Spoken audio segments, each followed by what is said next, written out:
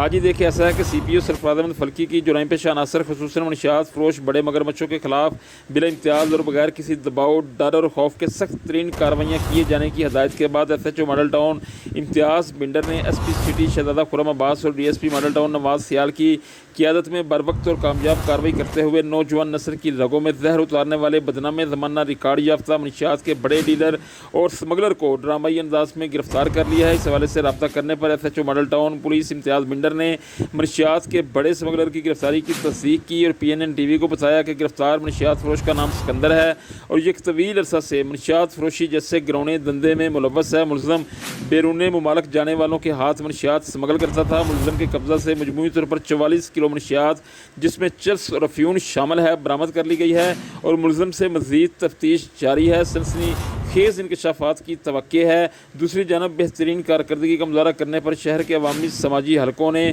Model town police کو بھرپور خراج تحسین پیش کرتے ہوئے CPO سرفراز احمد فلکی SP سٹی اور DSP ماڈل ٹاؤن کا شکریہ ادا کیا ہے۔